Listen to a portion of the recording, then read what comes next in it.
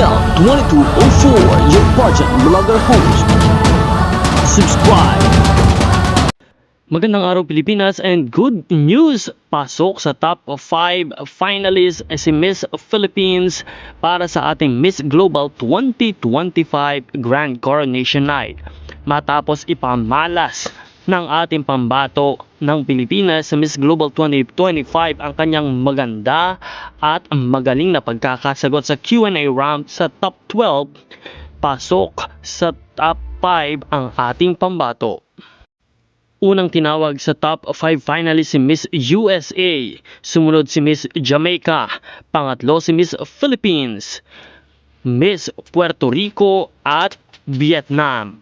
And now at this moment, let's continue our Miss Global 2025 Coronation Night para sa another Q&A round. And of course at this moment, huwag kalimutan na mag-subscribe para sa iba pang mga updates. Maraming salamat sa iyong panonood.